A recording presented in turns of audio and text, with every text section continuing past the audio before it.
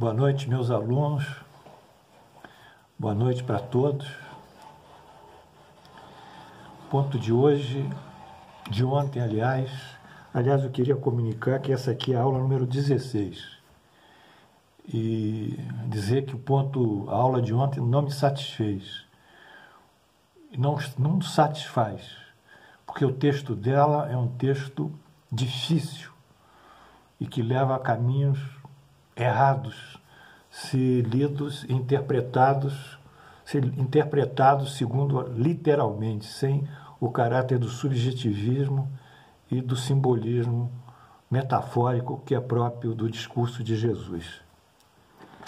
Antes disso, eu quero pedir para minha prima, Glorinha Lins do Rego, que ela reaja UTI, Hospital Samaritano Botafogo, que as energias divinas permeabilizem o seu espírito e o seu organismo, reverta esse quadro agudo que ela se encontra e que os médicos que atendem, o médico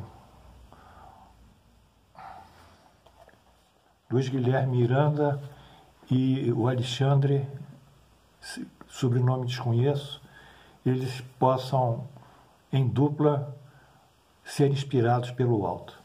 Bem, o meu e-mail para qualquer comunicação é adm.doutrinaespírita, tudo junto, gmail.com.br. A aula de ontem falou sobre bem-aventurados que choram e outros títulos e outros assuntos de Mateus e Lucas que eu vou repetir. Primeiramente, eu queria dizer que bem-aventurados vem de ventura, felizes. Então, nós temos que dizer o seguinte, traduzindo: bem-aventurados, ou melhor, felizes os que choram, porque serão consolados. Felizes os que têm fome e sede de justiça, porque serão saciados. Felizes os que sofrem perseguição pelo amor à justiça, porque deles é o reino dos céus. Então, nesse primeiro versículo, nós vimos que os que choram, eu diria, estão sofrendo, felizes os que sofrem, e os outros dizem respeito aos que têm fome de justiça e sofrem perseguição por amor e à justiça. Então, são os que sofrem e os que são injustiçados. Esses que sofrem, que são injustiçados, serão contemplados nesse trecho com o reino dos céus. O segundo versículo: bem-aventurado, ou melhor, felizes os que sois pobres, porque é o reino dos céus para vós. Felizes os que vós que tendes fome, porque agora sereis saciados. Felizes sois vós que agora chorais, porque rireis. Bem, aqui a confusão se estabelece. Felizes os que sois pobres é uma condição social. A pobreza, a riqueza, a abastança, a miserabilidade extrema, a riqueza extraordinária, bilionária, são condições sociais, não são condições espirituais. Então, esse termo pobre parece incluir o sofredor dentro de uma condição social. Vou dizer, porque é pobre, ele sofre. E porque sofre, vai para o reino dos céus. Não é exatamente isso. O que nós temos que entender é que felizes são os que sofrem, não os que são pobres, traduzindo. Porque o reino dos céus é para eles. Aí fica mais claro. Felizes os que têm fome, que sofrem a necessidade da subsistência, porque sereis saciados, porque deixarão de passar fome. E felizes vós que agora chorais, sofrem, porque rireis. Então, nesse segundo versículo, pobre, na realidade, condição social, o Espiritismo não vai aceitar como fator de melhora ou piora espiritual. O que melhora e piora espiritual, traz agravo, é o caráter do indivíduo, são as suas ações no bem ou as suas ações no mal que o prejudicam. Fome, figuradamente, é uma necessidade de subsistência, não deixa de ser um sofrimento. E choro também é uma condição de sofrimento, de dor, dor moral no caso.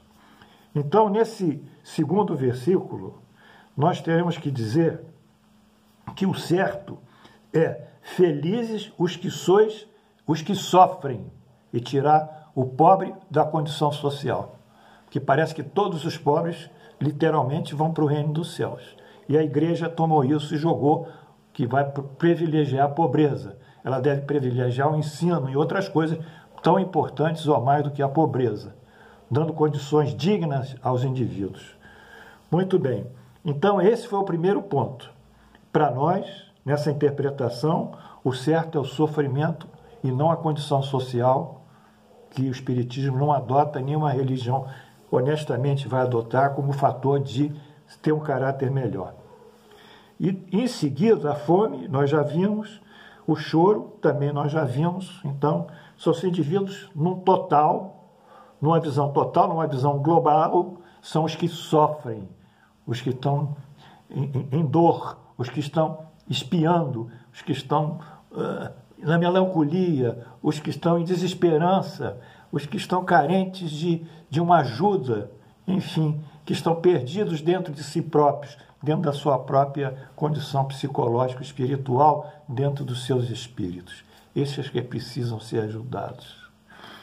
Bem, e mais embaixo, no último versículo, continua o texto social. Mas ai de vocês ricos, coitados ricos, porque tendes a vossa consolação no mundo. Ai de vós que estáis saciados, porque tereis fome. Ai de vós que rides agora, porque gemereis e chorareis. Aqui eu não diria ricos. Aqui eu diria as pessoas que são materialistas, são sensualistas, usam o dinheiro, ou usam o poder, ou usam a prepotência para satisfazer suas necessidades egocêntricas e prejudicam o próximo, não são solidários, são egoístas, não praticam a caridade, são interesseiros. Então, esses que corporificam um grande grupo de indivíduos que se atém aos interesses materiais, exclusivamente, em detrimento dos interesses espirituais, e que usam os interesses materiais como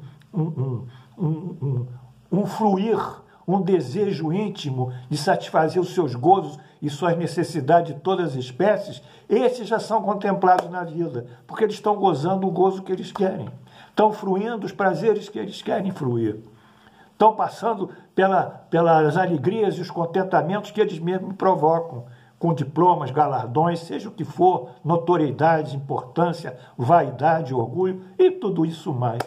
Então eles já têm o prêmio deles, o prêmio da satisfação egoísta dele, egóica deles. E como tem o prêmio aqui na Terra desse, eles quando forem aos céus, sim, porque vão chorar e vão gemer, porque vão entrar num quadro deficitário espiritualmente no céu. Então era isso que eu queria corrigir em relação à aula de ontem. A questão da pobreza e a questão da riqueza na Bíblia não deve ser interpretada de uma maneira antagônica, nem de privilegiar um e nem produzir detrimento ou desmerecer o outro. Ela tem que ser vista do ponto de vista espiritual e não social. Embora o espiritual num dia reformará o social, porque a moral é que coordena, no fundo, as leis e tudo aquilo que a sociedade propõe. Então, eu acredito que eu também tirei essa preocupação e mostrei a vocês que as felicidades são daqueles que, dentro desse contexto, estão sofrendo, estão em dor, estão em desesperança, eles mantêm o que nós vimos no dia de hoje. Eles mantêm a fé, eles são submissos, eles se resignam, eles são temperantes, eles têm condições de serem resistentes, serem resilientes, e eles elevam a prece pedindo a Deus para auxiliá-los. Eles não se revoltam contra Deus, eles não anatemizam Deus, eles não amaldiçoam Deus, eles não descreem de Deus, mesmo sob as piores dores. Então, quando a dor vem para esses indivíduos, aqui, para mim, que são os sofredores e não os pobres, porque sofredor também pode ser o rico. Quando vem para os sofredores, eles agasalham esse sofrimento de acordo com a resignação, com a temperança, com a paciência, com a tolerância, com a fé, e sobe pela prece, eles realmente aceitam plenamente a lei divina, a lei da causa e efeito, e com isso eles se rejubilam mais tarde no reino dos céus. São os grandes vencedores. Bem, era isso o que eu queria corrigir ontem, esse problema social com o espiritual. No ponto de hoje, nós temos que ler um trecho aqui do Allan Kardec sobre isso. Ele diz: dificilmente se compreende a utilidade do sofrimento para ser feliz. Dizem, para haver mais mérito. Mas então se pergunta, por que uns sofrem mais do que os outros?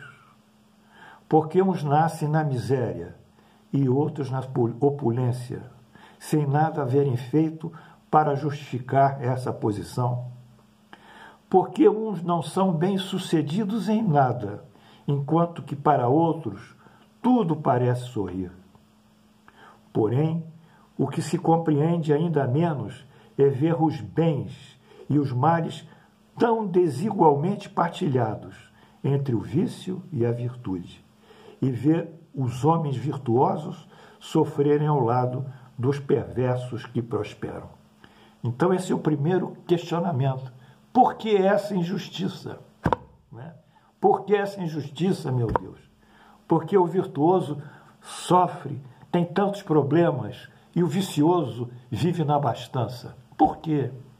Porque um luta e não consegue melhorar o seu quadro de trabalho, e o outro nada faz e sobe na escala social. Bem, aqui, de acordo com Jesus, quando Jesus diz felizes são os que sofrem, porque serão consolados, nós vimos que essa felicidade é do futuro. Então, o ponto fundamental de Jesus é o futuro. Então, isso explica, o futuro explica esse trecho de Jesus, que lá no céu, ou seja, no futuro, eles ganharão a sua felicidade. Então, a felicidade está coerente com o texto de Jesus. Mas esse desequilíbrio entre felicidade e infelicidade, entre o indivíduo mal prosperar e o bom não ter oportunidades, sofrer, aonde está essa justiça, meu Deus? Então, nós temos que entender que se Deus é justo, se Deus é sábio, se Deus é absolutamente misericordioso, cheio de amor e de bondade, ele não pode errar.